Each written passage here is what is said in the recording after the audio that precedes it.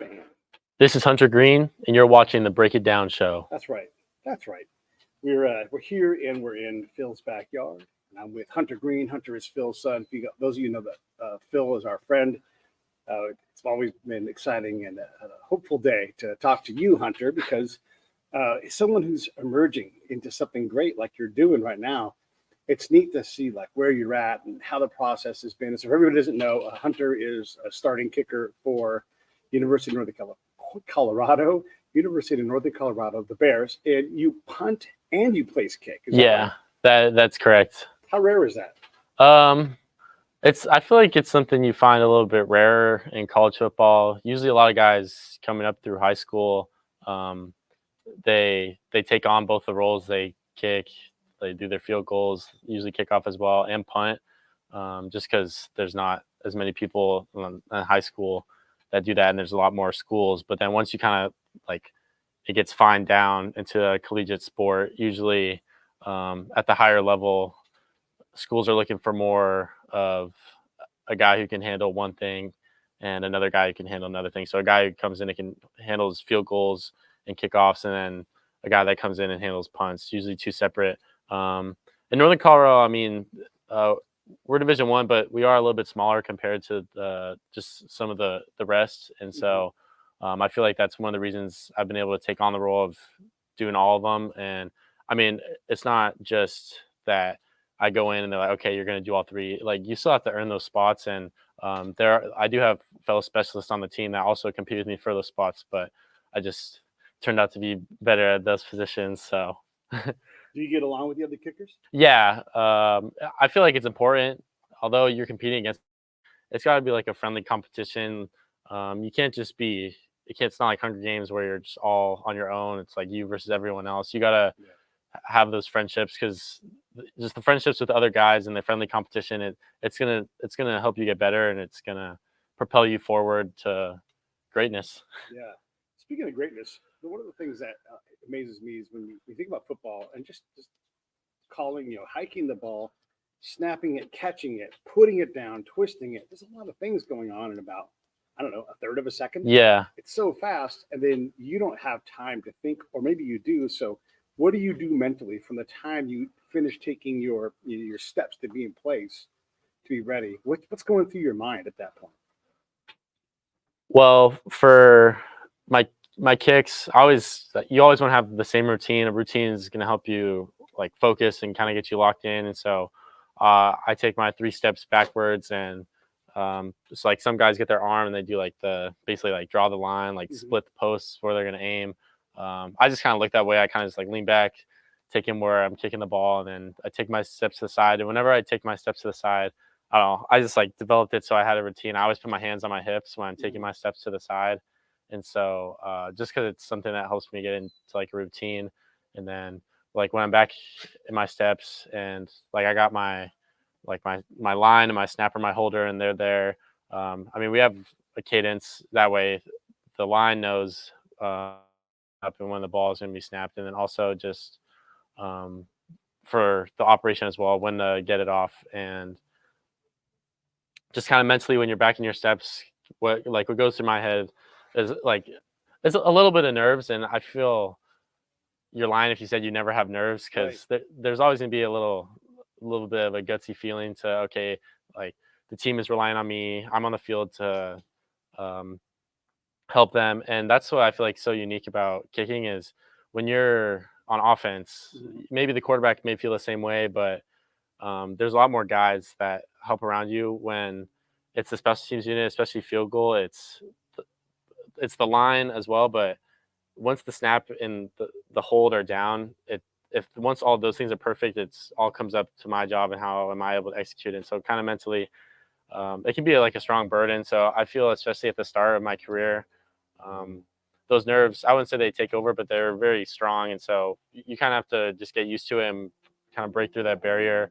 And then you kind of just want to focus in on your technique, because when you've been doing it for so long, there's not very much variation in how you kick the ball. So I'm not going to kick the ball super smooth one kick and then the next kick it completely differently. That's just not really how it works. You kind of always have your same like movements that you Yeah. like rely on. And so just the mental aspect of that is trusting your training and your hard work and being able to execute and put the ball through the uprights. Yeah, right through the uprights. So that whole process though begins well in advance of that. So if the team is driving down the field and like, hey, it's the end of the game, I got to be ready. When do you go, okay, I have to start getting ready and start doing whatever it is that you do? How much do you pay attention to the clock and the team? Because if team scores, you at some point are kicking, regardless if it's a field goal or a touchdown. Yeah. So what does that process look like? How much earlier does it begin, and how focused are you on the field? So I feel like, again, it comes down to like a routine. And so I feel like I have my routine just for when I'm off the field as well. So when say the offense is on the field, I usually always have my helmet on, just keep it on that way. If anything like it's like happens, say boom, 75-yard touchdown, I can just like strap up. I don't have to like grab my go searching for my helmet, grab it, put it on. It's just already on. And then there's like the kicking net they have on the sideline that the kickers warm up to. And I like the kicking net, but there's some guys, like one of my old teammates who had transferred to Arkansas. He would warm up into the kicking net a ton, like before he even goes out on the field. I do it maybe like once or twice. I get like 1 or 2 kicks into the net and I'm good. And a lot of other times I'm just doing like mental reps. Yeah. Like I'll do a swing on air, so just swinging my leg. That way my leg is staying warm. But I don't actually need to kick a ball. And I usually don't go to the kicking net until the offense is around like the 50-yard line, because then usually from there it's maybe like first down and they're already like super close to field goal range. But like I don't start warming up until that 50-yard line, because if I start warming up when, say, they're at the R25, I mean, it's not very realistic. It's a little early for the warm up, because then I'll be all warmed up and then I'm kind of just like standing around, and so I feel like it defeats the purpose. But usually around that 50-yard line mark, I'll go over to the kicking net. My holder will come with me. He'll hold the ball, and I'll get like 1 or 2 swings into the net, and that's. And how into the game are you? I mean, do you lose track? Like, oh my gosh, I have a job to do, and instead of being like a cheering, excited teammate. I wouldn't say I like lose track of like my job, but I feel like I'm very vocal on the sidelines. Like I'll try and talk trash every once in a while. I try to limit what I say, because I don't obviously, if I get like a flag thrown on me for saying something on the sidelines, that's such a bad look, and I don't want to. I don't want that to happen. And like I'll encourage my teammates, but I mean I know that I have a job to do. But when we're on defense, like my helmet's off, I'm there kind of with the whole group that's watching and talking, and I'm also just a fan as well. Like I'm cheering on our team, so I wouldn't say I lose focus, but I do like cheering on my teammates and trying to get on the action. I mean, there's times even like when I'm doing the show where I'm like, oh my gosh, that's right, I'm actually in this camera right here. I lose track of that. So, or if I'm editing something, if I find that I end up in the show and I lose track of the fact that I'm working, I'll have to go, oh my God, I have to back up and then, do those editing things again. So it just, I know that I lose track, and that's, for me, is a good sign. It's a good game. It's a good video that I'm editing, whatever it's going to be. So do you ever lose track, or are you always aware that like at any point in time, I have to be ready to kick off, punt or whatever it's going to be? I mean, maybe like a little bit of losing track, but it's never to the point where I'm a liability and I have to. Maybe only once. So we had it wasn't like a fake play, but it was this play called scrum, and so it was actually my long snapper Tom. He also played linebacker, and he's just like an athlete. He's like 260 pounds, but he's like 6 foot, so he's like a big, strong, kind of bulky guy. And we had this play where there's just a bunch of people on the line, and then he's back there basically at running back, and I was on the play as well as like a distraction. I was on the field, and we're not kicking the ball, we're running it, and he runs it. He gets like a 50-yard run. Wow. And I mean, my job was just as a decoy, and so we're all celebrating, and he comes off the sideline. But whenever scrum was called out, like everybody's echoing scrum, scrum, scrum. So I know I got to go out there, and it's different from calling in like field goal and all that, because like field goal and punt, you can anticipate that because you're getting closer. But scrum is kind of just like whenever they yell it, you got to go out there, and it could be out of nowhere. And so we run scrum. I'm like, okay, sweet. I like come off the sideline after we got the big game, but they called scrum again, and I didn't hear any of the echoing. I didn't even hear it at all. And so there, I heard some people say it's scrum, it's scrum. I was like, what? And I look out there, everybody's out there on scrum except for me, and so I like go to run out there, but then my coach ended up calling a timeout, and I basically like just wasn't paying attention. It was kind of just lost focus. So that's one of the times where I have kind of maybe like lost train of focus, but I feel like it's different because I'm not really used to playing that like field position where you're going like back to back plays. Usually I get my one kick and I'm off the field. So yeah. And then there's the aspect of you want to maintain, I imagine, a sense of calm too. So if you get too wrapped up in the game, I imagine some kickers are like, I can't watch. Just let me know when you're ready for me, kind of thing. Is that a good assumption, or is that not what you guys like to do? I would say I try not to maybe get like too antsy or hyped up, but I also feel like it gives like energy, it gives adrenaline. I feel like you kick better and perform better when like you have adrenaline rushing.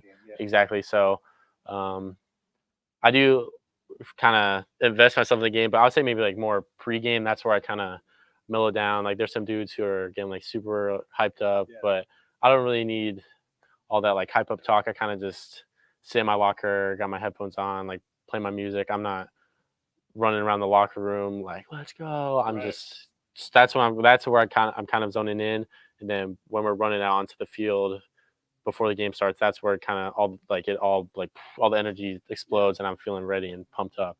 Now, you're not a tiny little like soccer player kicker guy like one of the Zendejas, who's like 5'5" or whatever. You're a big dude. I'm guessing you're like 6'2", 180 or something like that, or maybe even bigger. How big are you?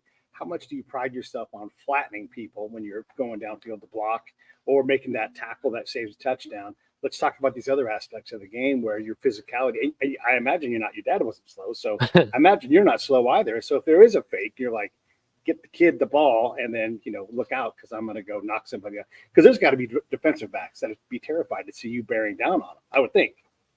Yeah, so I'm like around 6'3", 6'4" right now, and I actually weighed myself like yesterday. I was at like 214. Damn. And so when I first got to college, the summer before my first season in Northern Colorado, I mean I was the same height, like 6'3", 6'4", but I was only like 170 pounds. Yeah. So just over the past 2 years, I've built on like 40 pounds, and I mean some of it is just eating more, but I feel like a lot of it is also just muscle because we're in the weight room so much that.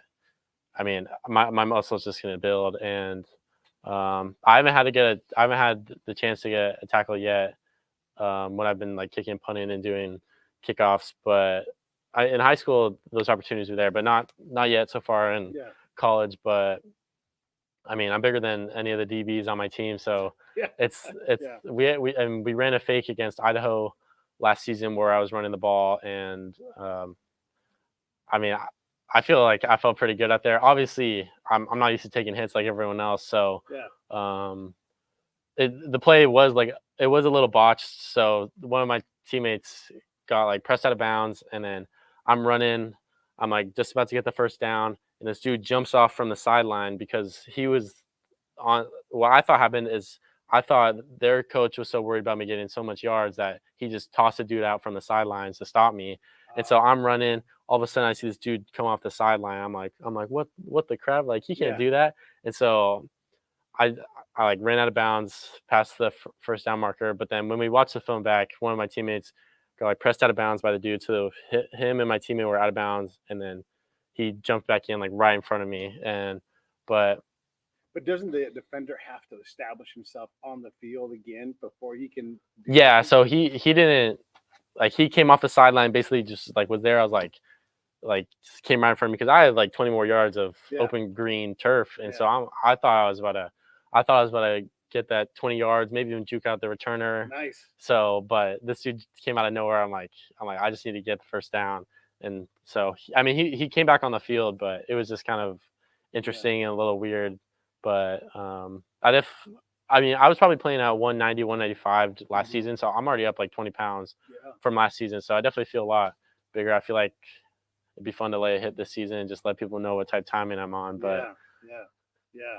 But I mean, you get to do that, right? You can run downfield. You're fast. Yeah. So you can run down and you kick the ball 5 seconds in the air on a punt. You can get pretty far downfield and just lay it on somebody because they're not at all expecting your giant ass to be running, kicking, and blocking the hell out of somebody. Even just the block would be like, damn, pay attention to that guy. Yeah. And now you got someone who's hopefully spying you to go, what's he doing? Because he's not just a kicker back there.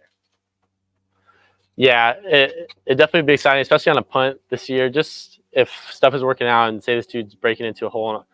I mean, my job kind of as the kicker is I'm like the last line of defense. Like I'm basically that safety. Yeah. And so if my gunners aren't like wrapping him up and then he's starting to run through a hole, if I just fill that hole, I should be able to lay a hit, make a tackle, which would be fun and exciting because I feel if it is like a good tackle and I'm not getting my – am I allowed to cuss on this? I don't know. All right. So if I'm not getting my ass like laid over and I lay like his ass out, it's gonna hype up the crowd. It's gonna hype up my teammates. It's gonna bring a lot of juice. Yeah. So, I mean, it'd be super exciting.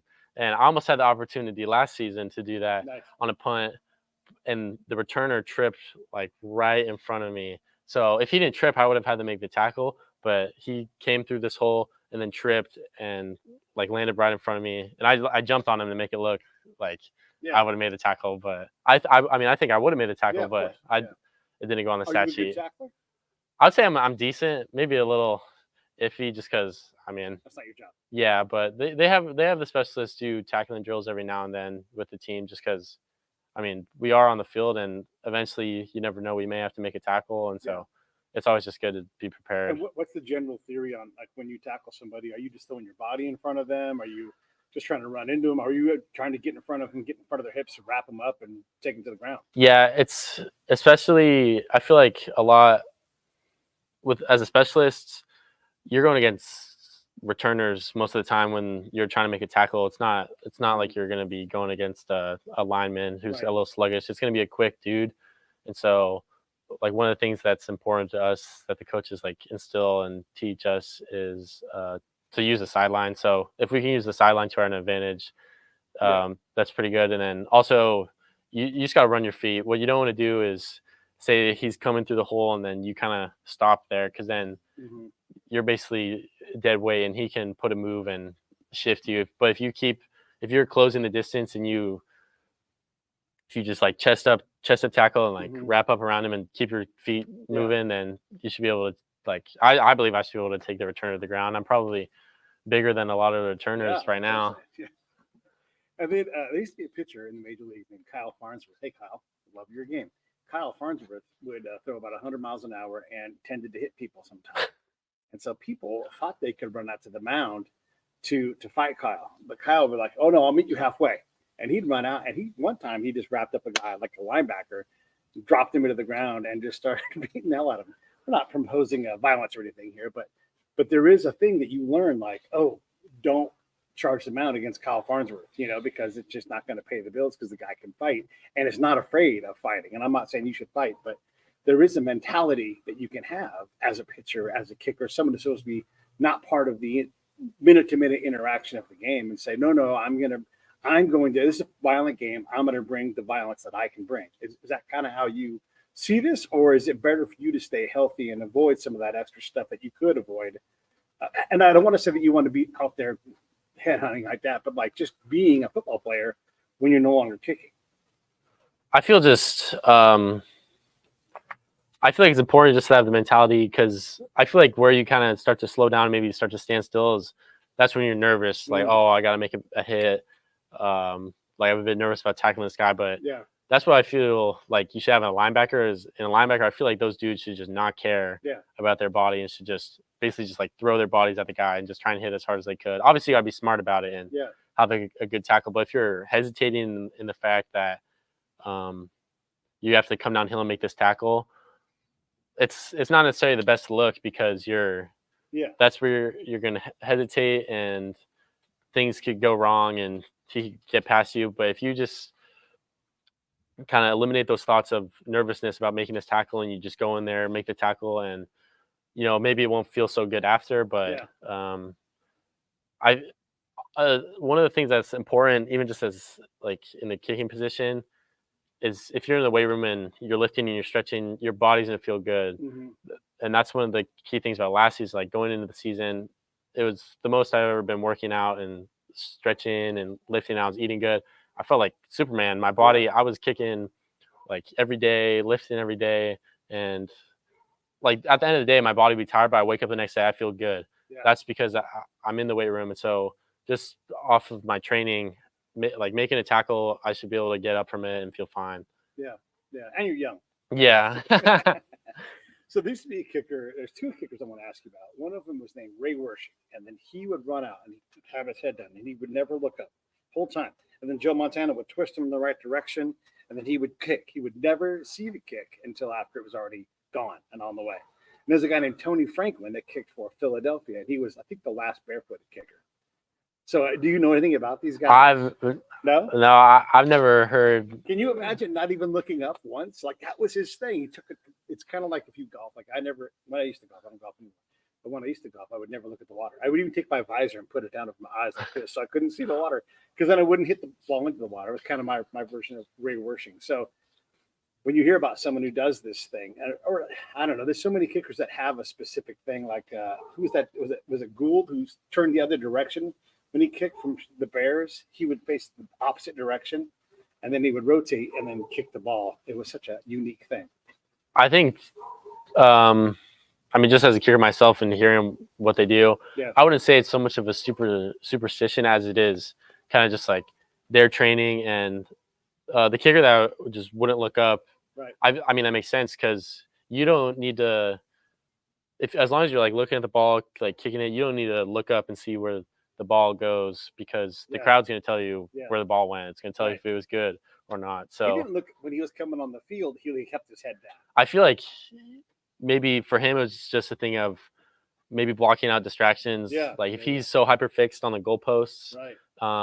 Even that's where I found some struggles early in my college career. Like my first season when I redshirt, it was a bad season. I struggled, and my thing that I had to fix was I would kick the ball and I would come up too quickly. So sometimes I didn't even kick the ball yet, and I'm already pulling up to look at the uprights. But what I started to do is just like, it doesn't matter. I don't need to see where the ball goes right after. I just need to focus on hitting the ball good. So what I think he was doing is just kind of blocking out that distraction already. It's like I don't even need to worry about the uprights. Right. So. And what about a barefoot kicker like Tony? Barefoot kicking, I've never been able to understand, just because in any weather. I don't know. I feel like cleats help me kick. Like kicking in cleats helps me kick better. So I don't understand how dudes did that. Have you tried it? No, I've never even. Well, I've kicked a ball with my barefoot, but I feel like once you're used to kicking barefoot, maybe it won't hurt. But when you're not used to, I feel like it kind of hurts a little bit. Your shoe's not that thick though. It's a thin shoe, but I don't know. I just can't wrap my head around. Homework assignment. Kick a couple. When you go out to kick tomorrow, take the shoe off and see how it feels. Can you imagine on a cold day though? I couldn't imagine on a cold day. Like 15 degrees or something. Just like you're standing in the snow in your bare feet. I can't imagine that. I don't know how they didn't break anything or. I know, it's crazy, but he did kick that way his whole career. There's a reason why people don't do it though. Otherwise, if it was great, everybody would do it, right? But that's not what he did. So Adam Vinatieri always struck me as a guy, as a kicker, who was just not just good, but like right through the damn middle. Like I think about that first game against the Raiders and the Patriots and the tuck rule, and Vinatieri kicks the ball to ice the game, and it's like you could not put it anymore in the middle, way the hell above the crossbar, and snow just falling all around it, and none of it bothered him. He was just an assassin with that foot of his, and it was just lethal.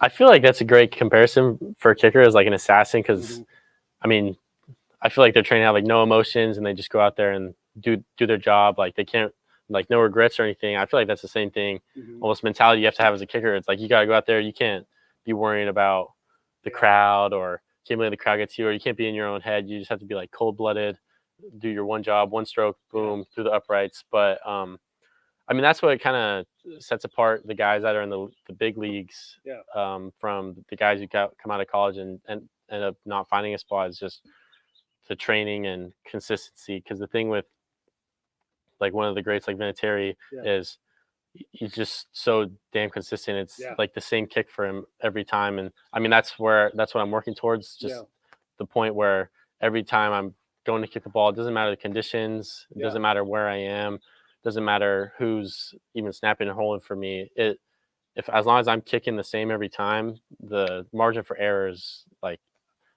there's almost going to be no error just because it's going to be so perfect. Yeah. I was watching a football game from 1988 the other day. It was the Raiders versus the Broncos in Denver. And there were these two kicking brothers, the Barr brothers, Chris and Matt Barr, I think were their names. And not very powerful legs, but if you got them a 35-yard field goal, it's 99%. They just didn't miss. You pushed it out to 40, it started getting a little wobbly, and because they weren't long kickers, but for that era of football, they knew like, hey, we'll get it to the whatever that is, the 17-yard line or whatever it is, and give it to Matt, and it's going to go right through, right? And because they were so solid, they kicked for a long, long time, And again, they weren't going to kick a 50-yard field goal. They weren't at all. And it's a different game, different time. You guys all boom the ball now. It's crazy, like the level of competition. I guess that's what I want to get into is when you look at your future. There's only so many kicking jobs in the NFL, right? And then, okay, there's some alternate leagues, arena, and all that stuff, but there's still really only so many jobs, and there are so many college kickers. How do you see your future? Is this something that you're doing to get you through college, or do you have professional aspirations? I would say I have professional aspirations. I feel like that's a good thing to have. I mean, obviously there's some guys, and I feel like with other positions, you're taking more of a beating. So maybe you just get to the point where like, oh, my body hurts. It's just something I'm going to do through college.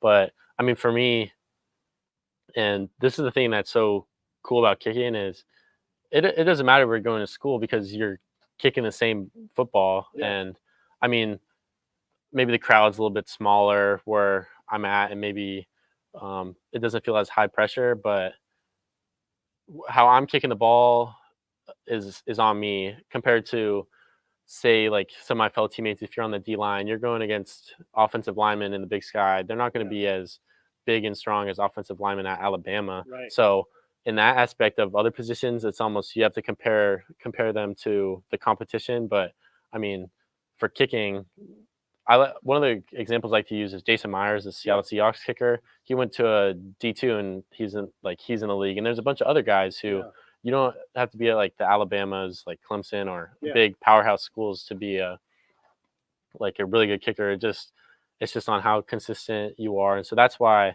I have aspirations to like after college to go to the league because it doesn't matter where you're at. Yeah. I mean, you could be at the smallest school known to mankind, but if you're the best kicker, you're the best kicker. Yeah. And so as long as I keep on working, and although like you yourself have to work, I also feel a great help is who's alongside you. So, I mean, that's one of the things I really love about Northern Colorado is Coach Lamb and his staff who came in after my freshman season that I redshirted. It just feels like I got the right guys behind me, the right coaches who are going to help me propel myself forward, hopefully into the NFL. And they just have so much belief and confidence in me and support that it makes you feel good. It makes you feel like you can really do it. I don't want to put you on the spot because I'm not looking for a big scoop or anything, but you can always enter the portal and say, okay, done a couple of years at this lower level Division I. Now I need to go shine. And then you do go to wherever it is, Ohio State, like that. Is that, I don't want to put you on the spot. You don't have to answer that, but is that possible? Because a kicker of your level, your peers, whoever your peers are in all of the NCAA, whether they're Division II, whatever, is it a smart move to get in the portal and to find a different program? Or do you think is it better to maintain the program that you're in because it's such a repetitive kind of thing? Well, I feel like it's different for different people. So, I mean, I was in the transfer portal for 2 weeks after that season that I redshirted because I was with Coach McCaffrey and his staff at Northern Colorado. They recruited me, and then that first season was just a bad season, not only for myself, like on the field, but I would just say also mentally, I was like, man, it's only November. I'm like, man, I want to go home. I'm like calling my mom, like, oh, I don't like it out here. Yeah. So my confidence was probably just at like an all-time low.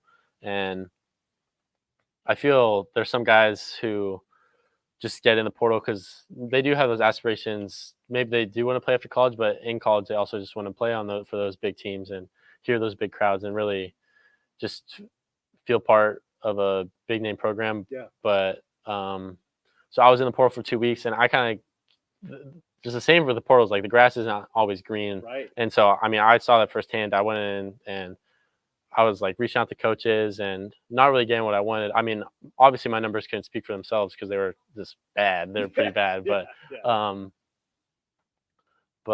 I feel like just kind of what's important for me is just confidence, Yeah. and I feel like I do feel like I have the ability to enter the portal and possibly go to a big name school, but I'm just looking at how much is my confidence going to take a hit. Obviously, I can stay confident, but I'm going somewhere new, somewhere like I haven't experienced. Well, it's almost like moving away from home. You're always used to like humans aren't really used to change, and they don't really like change. So that's why I like Northern Colorado, because I got like my family with me, my coaches, and even my teammates. I love my teammates and my roommates at Northern Colorado. So it just instills so much confidence in me. I feel like that's why I have a great shot from Northern Colorado, is because the amount of confidence and the support and just the morale that I have is so high.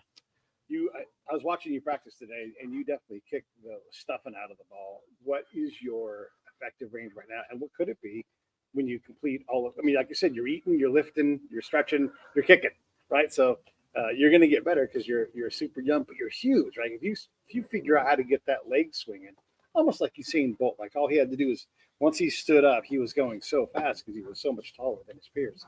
Where are you at now, and where do you think you'll be in terms of kicking and punting? One of the things I feel like helps me right now is, I mean, just my size. Because if you think about my leg is so much longer, it's almost like a lever. It comes back and swings through. So just the fact that I already have like such a big frame and I have so much power, I feel that I don't have to focus my game on having to hit farther, stronger ball. It's more of just kind of nailing down that consistency that you see from the guys in the league. They're always just hitting the ball that they want to hit, and they're always just hitting the ball that looks good. And so that's what I have to work most on. But I mean, I was hitting 60 today, and that was feeling pretty good. My longest ever was 70. Granted, I did have a lot of wind at my back. Yeah. But you still got to kick it. Yeah. And so my longest in game was 50 last season against Portland State. And so, I mean, I like to say like 60. Although it's like a super far kick, even with like the snap and hold, I would say I could get it there a decent amount of times, say at least over 50%. Obviously, a 60-yard kick, the success rate is probably under 50%, just if you look at stats from the league as well. So, although it's a far kick, I would say that's probably like the maximum. Obviously, if we need to try farther, I'm going to go back and really try and put my leg into the ball. But then inside 50 is like pretty smooth range, and just kind of I feel like as I grow up, as I man up, and just I even get bigger. My goal is to get 225 by season, just so I can just put all my weight behind the ball, and it's not like I have to really try that hard, but it's just about consistency. And I feel like 50 and in, I'm pretty smooth, pretty dialed in. And obviously, once you get farther back, that's where you just need to stay mentally focused. It's not about having to kick the ball harder. It's just having to hit my good ball smooth. And just based off of how I'm swinging, I should be able to make it from here. Yeah, that's great to hear. It's fun. And then the punting side, where are you at with that? With punting, there's like a ton of things that go into punting. Punting at first, I was like, man, I hate punting because there's so many different things, just like your steps. But then what I really need to focus on is the drop, and that's probably like the most important part about punting is you need to get, when you're dropping the football, it just needs to be like perfect every time. And so that's just where I need to work on, is just getting my drop like the right height and just flat and not a lot of movement, and just that's where I need to build that consistency. But I mean, obviously, like the power is there, because when I do get that good drop and I swing up through it, it's a really good ball. And just increasing that, the amount of times I can drop the ball perfectly, then it'll allow me to get a better swing on the ball. And then that's when I'll start to get a better ball, is when I'm more consistent. Yeah. I'm bringing up all these old kicker names and everything, but it's just, they make sense and everything. So there was a kicker. I was watching you punt today, and there was a kicker named Reggie Roby who never left the ground, but his foot just went straight up in the air, hyper flexible. And he was a big dude. He was not small. So kind of on par with you. And it was because there was all those guys that would like look good or bad. I don't know. It doesn't matter to me, but they would kick and they'd be like a foot and a half in the air. They kick with so much force, but he was just always boom, and he could just boom the ball. That's one thing. And then the other thing I wanted to ask you about is punting seems to have more swings. Like I need a hang time kick. I need to coffin corner kick. I need to angle away from this guy, and all of these different techniques that you have to master. It seems to me punting has more things you have to deal with, including catching the ball and then dropping it, from wherever you get it and then dropping it in the same way. So Yeah. you get it to turn over. Yeah, punting. I mean, once you get pretty good at punting, that's when it gets like pretty fun because then you're not just hitting stinkers off left to right. And I mean, you still get some of those. Like I felt pretty good about it. I only had like 2 shanks last season, and obviously you don't want to have any shanks, but just the fact that I wasn't shanking left and right was just good, and I was happy about that. And I mean, it's fun. It's almost kind of like punting is when you have to do like those pooch punts where you're trying to place it. Yeah, that's when it's fun because when you get like a punt that goes inside the 5, it's like you feel really good because you know that the other team's gonna just their success rate of getting out of their own backed up position is really low, and so it's that's the part of punting where it's fun. It's almost like a dartboard, and you're trying to just like throw your darts where you want the ball to go. A guy I used to work with, he was a high school coach. He coached JV, and he would tell the refs before every game, we are never going to punt the ball. If you think you see us punt the ball, we haven't. We're not going to do it. And we would have someone on the line would imitate the sound of you kicking the ball, which would affect how the rules, because the ball hadn't been kicked. And so that punter would be like a quarterback, and then he would throw that. It was a crazy thing. But he said it worked. Half the time he'd get a penalty that he got him the first down, and the other half he would just come through on the fake punt. So there's trickery like that's out there. Is there any particular favorite plays that you have on fakes or whatever it's going to be? I haven't really had a fake where I've had to pass the ball yet, but I feel like Can you throw pretty good? I feel like I can throw decent. Obviously, I'm not a quarterback, but I mean, if the dude's open, but you know how far you can throw the ball. Yeah, I feel like if it's like within my throwing range, which I mean, I kind of have to huck the ball like 50, like really put into it. So if it's like 40 and in, I feel like I can place it there, at least in the general area of the receiver. But and then we had like our run fake last year, and that was good. I had to like juke like 2 dudes out just off of when I caught the ball, because originally when we were playing Idaho, we were scouting them. They brought a guy off of each edge, and then I was supposed to run up the middle. So we run the fake, and I catch it. I look up, and there's the guys off the edge. All right, I'm all right. And then there's a third guy up the middle who was uncalled for in our scouting film. And so I like caught it. I was like, fuck. And I had to bounce outside. And so I like cut out. And then one of them went past me. Another dude went past me. His hand hit my side and like hit my jersey. I thought he was just going to grab my jersey and like throw me. But I like got away from him. And that's when I got the first down. But kind of just like cool trick plays like that's always fun, because then it shows that you kind of always just have to be locked in, no matter when it's offense, defense, or special teams. And that's why another reason just the coaches I feel like are so good in Northern Colorado is they really do value special teams. And so should they call more fake kicks though for you, so like they know that you're a threat? Because like if I know that you're going to go out there and run fast if you get the ball, and you can throw the ball 40 yards pretty accurately, that gives me a different problem as a coach. I know I mean, I'm sure people will be on alert next season, just because I feel like our punt's pretty unique, and there's a lot of different things we can do with it. So there's just a lot of surprises I feel like we could pull. And then field goal, I feel like we haven't really drafted anything up, but I mean, I think we're just focused on putting the ball to the uprights on field goal. But punt, we've worked in a couple of fakes. Yeah, it's the end of the half. Coach is like, "Hey, we're on our half of the field, but be ready." What's too much? What's too far? I mean, I mean, the NFL record, what, Justin Tucker is 67 or Yeah. 66. So, Yeah. I mean, that's far. And granted, we are in Colorado, so the ball there's a little bit lighter, Yeah. and so it does carry a bit farther. So I feel like 65 that's kind of like, that's like a Hail Mary kick. That's the one where it's pretty low success rate, but if I get that A ball that's really clean and crisp and it goes, then it can go in. But obviously, if it's raining, then that number gets chopped down. Yeah. If the wind is coming at us, the number gets chopped down. Even if it's windy going across the field, then because the ball can really move a lot. But when it's at your back, that's where you start adding the numbers. Like, all right, I feel good. I could go from pretty far today. Put me in the stand. Yeah. Exactly. I know a candlestick was so horrible that like the numbers on 50-yard kicks were like 5%. Like no one made it. And you'd see the ball; it was going great, and then whoosh, it just get blown off course because it was just, there was no way to master that. You couldn't kick the ball through the wind. There was no way to do it. So there must be stadiums that you guys go to where you're like, oh, we got to stay 40-yarders are in because it's just too crazy with the weather that we got. Yeah, I'm trying to think.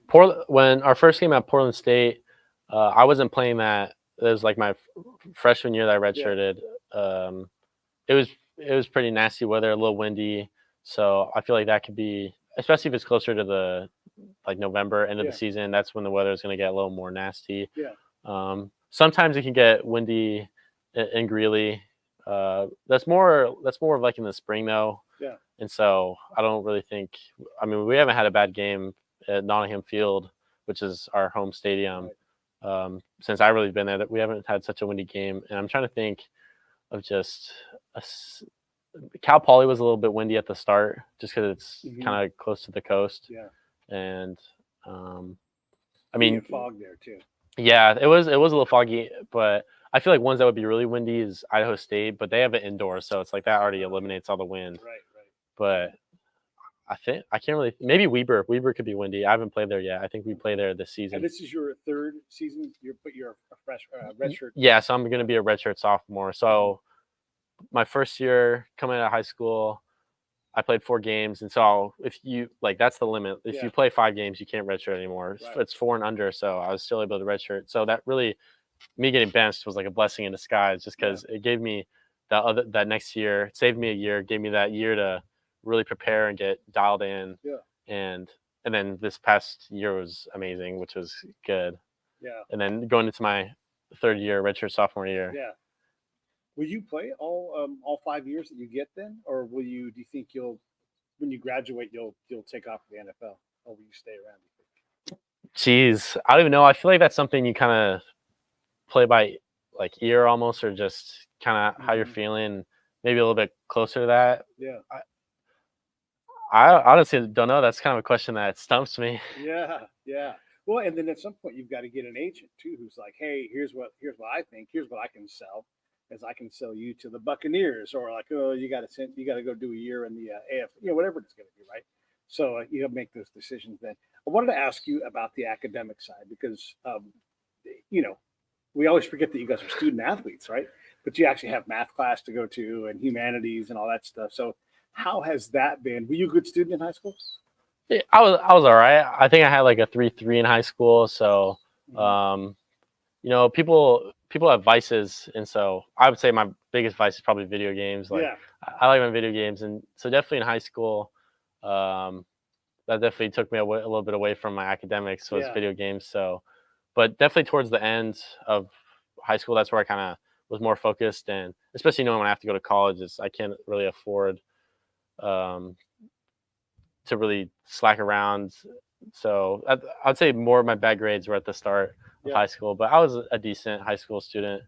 Yeah. And then how is it now being, again, like you can play this, you're eating, you're lifting, you're stretching, you're kicking, at some point you're going to video game. Oh, and by the way, a full load, I'm assuming, right? You're trying to graduate in 4 years? Yeah, it would be sweet to graduate 4 years, because then I get that, if I'm taking that 5th year, then master's probably, or I don't really know what it is, but whatever, you get close to it. Yeah.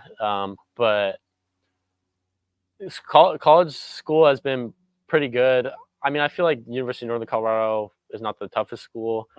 It's not your Stanford, Harvard. It's not ones where you really have to dedicate a lot of time. And you still have to dedicate time. And so My first year was actually really good, and I mean, both years I'm pretty sure I made like the all academic team. I don't know if for the Big Sky, but just like for the school, I've maintained above a 3.6. I'm pretty sure, Yeah.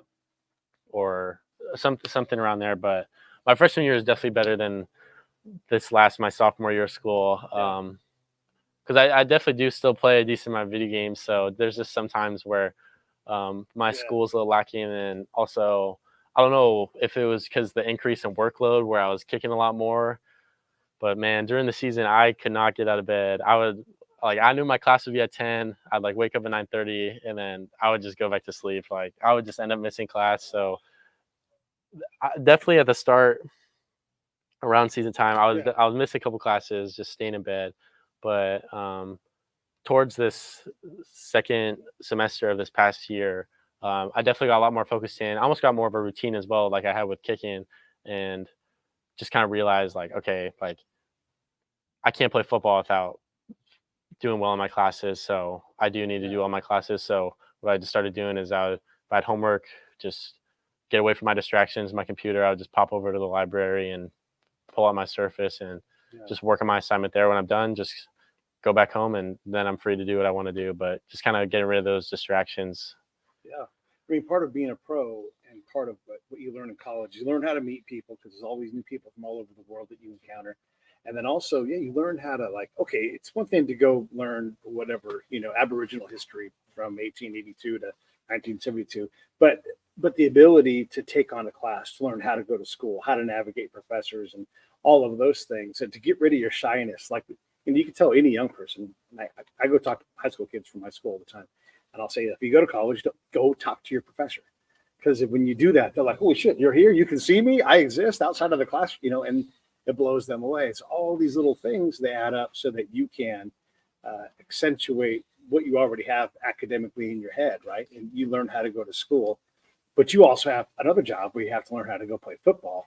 And this all goes into the pro status. And so, yeah, there's room for video games, but you realize like there is 90 minutes a day or whatever that number is, right? And after that, I don't have time because you definitely need sleep Yeah. to recover. Yeah, sleep is definitely important. And that's where I would start missing classes. I'm like, all right, I need to get my 8 hours. Well, if I'm going to bed if I end up going to bed at like 1, that's like Yeah. I just wouldn't end up cutting myself short on sleep. I'll just sleep in a little longer. It's like maybe I missed that class, and then so that's towards the end of the year when I really started like really focusing in, and then that's when I'd start going to bed earlier and then waking up earlier. Yeah. And what I really started wanting to do is I started drinking green tea because I saw that it helped improve brain function and kind of like get you up, and so I started drinking that, and I feel like it did help me. I don't know if it was like a placebo effect where just the thought of it helped me, Yeah. but yeah. And you went to the Tom Brady roast the other day. So you think about Tom and what he does with his day, with his diet, and there's just no rule breaking, right? It's all designed to optimize him. And you think about how hard he competed off the field, how regimented and how laser focused he was. That there's a huge gap between being an amateur where you are now and being a professional and then being an elite professional. That's definitely a skill. Do you think you have the examples in front of you to master some of these professional skills before you graduate? Yeah, I mean, I definitely believe so. Like, I feel like my dad's a professional. He's locked in, and I feel like he's locked in with everything, and he knows a lot, which is, I don't know, it's kind of overwhelming sometimes. But even just like my head coach Ed Lamb, I feel like he's almost as professional as you can get. He just almost always knows how to handle like every situation. He's a smart guy. He played college football at BYU, so he knows, like, he's been in our position before. He knows what can harm us, whether that's staying up too late, like the booze, the drugs, and he knows what's going to help us eliminating that stuff and like focusing more on your hard work in the weight room and even your classes, because I mean, we really are student athletes first, and so you do need to take your classes seriously. And again, like probably the millionth time I said this, like that's why I like Northern Colorado, and just because the people I feel like I have around me and the coaching staff, I feel like they are professionals. I feel like they're examples. for me. Do you guys have letters? Do you get like a letter for playing football at all, or is that over with now? Like in the old college days, you could letter in sports still. I don't know if they still do that. No, I think I'm pretty sure they do. Like I'm pretty sure we can get Letterman's jackets, and Yeah, so I do believe that's still a thing. yeah. If you could play one more sport, like if you had the time to do it, which one would it be at college? Like if you were to go walk on somewhere. I mean, it would probably be soccer, just because like soccer was always I would say like my first love. Yeah, Um, I mean, it's probably still like my favorite sport. Maybe not to play. Like I really love playing football, but yeah, in terms of watching, like I love watching soccer. Like the English Premier League, if it's on during the weekend, like I'm yeah, getting up, I'm watching it. yeah, So I would definitely probably play soccer, and because that's what I played growing up, and then I stopped in like 8th grade. That's when I stopped, and because I mean, it just got a little bit boring for me. But also, I was when I quit soccer, I was the smallest on my team. I was like 5'6", 5'7". yeah, I was a small, little scrawny kid, and so last winter break, so this past December when I went home, I played. It was like a pickup game with one of my buddies who plays at a D2 in Seattle, yeah, and it was like him and his teammates and the girls team from his college, and like I did pretty good. So it's like I yeah, feel like give me like a couple months training, yeah, then I feel like I could work my way back into it. I feel like I'd be pretty good. So I definitely think that'd be fun. But obviously, a sport they don't have in the United States is like Aussie rules football. Oh, sure. I, it looks even just watching it is so Yeah, much fun, it's exciting. and so I feel like just because that's kind of what I'm already doing is punting and kicking, and that it's already kind of centered around that, Yeah, and so I feel like it'd be so fun to almost just take like an expedition to Australia. Maybe I'm staying there for like a year training at it and like trying to get good at that. I feel like that would be extremely fun. So it's something that I want to try and look into, but it'd probably have to be after college. yeah. When if you have pro aspirations and they're aspirating for you, well then you're like, oh, I'll play Australian rules football later, right? Yeah. Can you drop kick? Yeah, I believe like drop kick where it bounced off the Yeah, ground. yeah. No, I can't drop kick, but I mean it doesn't really seem like a lot of it's out of their hands. They don't really let it bounce and hit the floor. That's Right, more of like just normal rugby, right, right. but but it definitely looks hard just because it's like kicking but punting. Like punting, obviously you have like your target, but it's basically like mixing the two. You're trying to punt it Yeah, through uprights. yeah. Are football players real football players?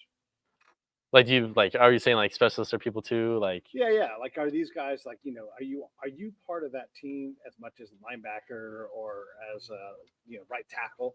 yeah, I mean, I definitely believe so because not only are we going on the field trying to help the team, um, but just like you're in the weight room with all the other guys, Yeah, you're in the meetings with all the other guys. And now, obviously, they're bigger guys. They're getting in on the action. They're making tackles and stuff.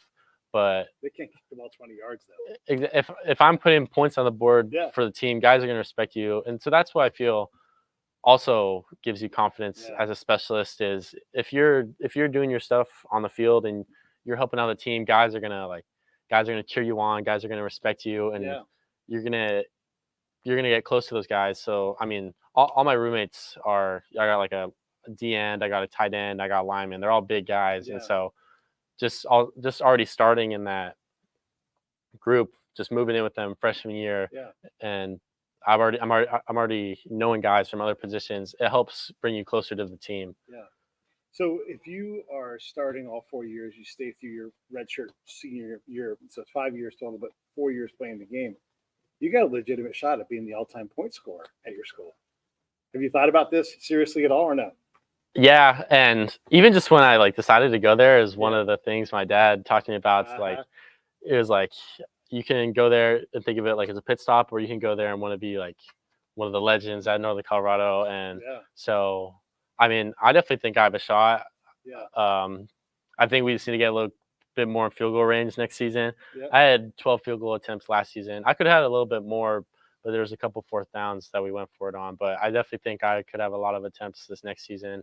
yeah, And so, just um, obviously staying all the years is will help me, but yeah, also just kind of it's like what do you want your legacy to be? You want your legacy to be your at like a small school and then you go to a big school and you're just at the big school, or do you want to like build something special? Yeah. And so that's why I really like Northern Colorado, because that's what the coaches are trying to do. They're trying to build a legacy. Like Northern Colorado has been a losing program ever since they moved up to the Division I FCS level. And so if you turn that around, people are going to come to the games. The city of Greeley is going to become involved, and it's going to become something special. Right. And if they do some more fakes, you got a chance to come to the house. Oh, I would love to get some points on the board. I feel like it's just because it's something so unique for a specialist. Yeah. But if you ever get a touchdown, it's probably one of the highlights of your career. Yeah. I mean, I could just picture you running and then just, big 5 to the chest and some guy tries to tackle you, and just Earl Campbell. Earl Campbell used to be an incredible player for breaking tackles. But, there's no reason. There's kickers that have done this kind of thing who've been, bigger dudes and have been a force on the field. Yeah, so just continuing my stuff in the weight room and just continuing my work ethic. I'm not going to look like a kicker, but I'm going to kick the ball like one. So I love it. All right, so we've almost been at this for an hour, so I thought I'd let you. Is there anything you'd want to ask, or is there anything that I should have asked you? Because I don't know how many of these you've done, but I imagine not very many. So what do we not know about who you are or what you do? So, I mean, one of the reasons I chose Northern Colorado is, because I like the state of Colorado. And so I've pretty much just grown up in Washington my whole life. And I love Washington, and just I feel like it's really good to almost find a outlet away from home. Like there's some people that really do like to stay at home, and just kind of like their area that they know. But I do feel like it's important to kind of venture elsewhere. That's what I want to do. I haven't even been outside the country yet, so I'm like preaching about trying to venture elsewhere. But so that's one of the things I want to do, is eventually I want to go to Europe and see some of the places over there. But I feel like one of the things that's really helped me with football is you just gotta like put in work outside of like your scheduled practices and stuff. And this applies to everything. This applies to just your job as well. If you're just clocking into work and you're getting your work done, like that's good on you. But what's really going to set you apart is the work you do outside of that, like the extra work. Now, it doesn't have to be catered towards your field, but even just like finding something else, whether that's a weight room or like something else, it's going to give you more outlets. It's going to make you a better human being. And so that's what's kind of catapulted kicking for me. And that's kind of why I feel like I was kind of stuck in the same place in soccer. It's because the only time I was practicing when I'd go to my organized practices, and I know some of my like teammates from the past who have made it to the levels they have in soccer and college now, is because they were putting that work outside the field. And that's what I did in football. In football, there's a lot of stuff you got to do outside your normal practice time on your own time. It's like what you do on your own time is going to set you apart from the rest. And that applies to everything, not only sports. It sure does. What's your longest in-game field goal right now? 50 yards. 50 yards? 50 yards. So I'm hoping I can break that next season. What's going to be your longest one this season? When we come talk next year, what are you going to say to me? I think the school record's like 57. Mm-hmm. So you get a little 58 in there. That would be pretty sweet. Yeah. Tell your coach right now to the camera.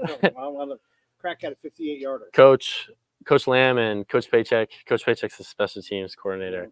I would love to have a school record for the longest field goal at the University of Northern Colorado. So let's make it happen, okay? Hey, thanks for watching the show. I really appreciate it. Right here, you can subscribe. Please do that. It makes the show grow. Hit that notification bell so you know which incredible guest is coming up next. Down below is the PayPal link. You can put a small subscription in. That is an enormous help. All that money goes right back into the show. And then right up over here are the next episodes you should listen to, curated by yours truly. Thank you.